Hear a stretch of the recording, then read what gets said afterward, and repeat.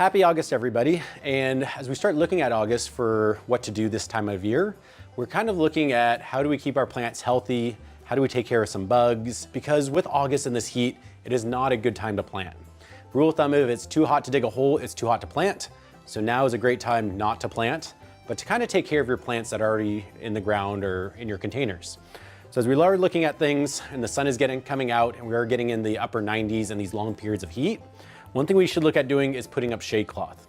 Now, shade cloth can come in a lot of different forms, a lot of different thicknesses, but typically what we're looking for is something that is about 30 to 40%. That means that it's only blocking 30 to 40% of the sun. If we start going higher than that, what's gonna cause our plants to do? It's gonna cause them to slow down.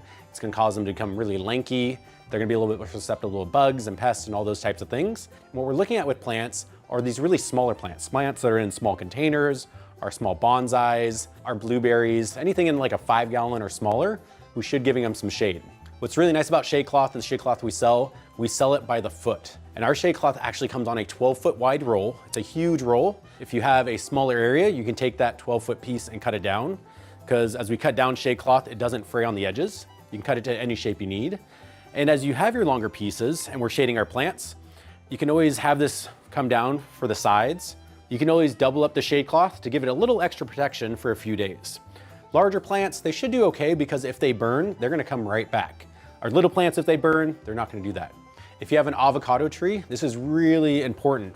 A lot of times we have customers coming in saying, my avocado tree's branches are turning black, the trunk's turning black. We need to add some shade cloth. As we're moving into August, another thing that we're noticing might be grubs in our soil. And these grubs are typically, you can find them at every different size. They might be small or larger, but typically what they are a green Japanese fig beetle. And we'll start seeing them fly around. They're eating our fruit off our trees. And instead of using a lot of heavy chemicals in our soils to get rid of them, one thing we try to use are nematodes.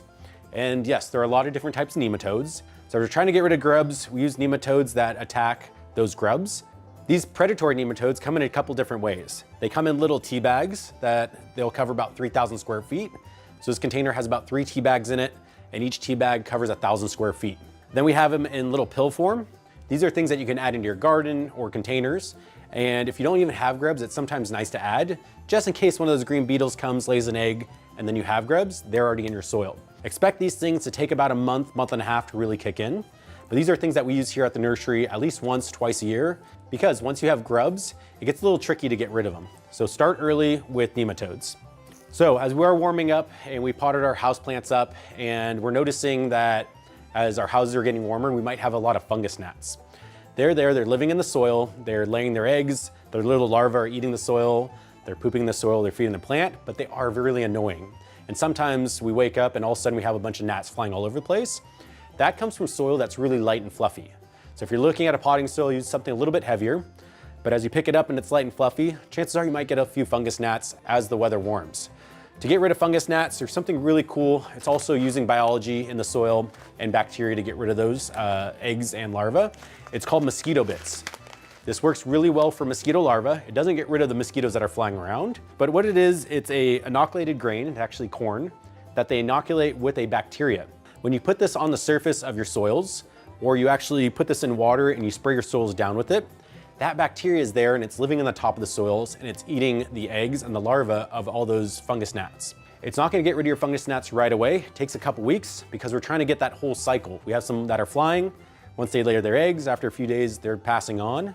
So it takes a couple weeks to clean them up, but mosquito bits work out great. And this actually lasts a really long time. It takes a little bit of this to really work on a small container. You add it about once a week. Hopefully after about 3 weeks, 4 weeks, you notice all those fungus gnats are no more.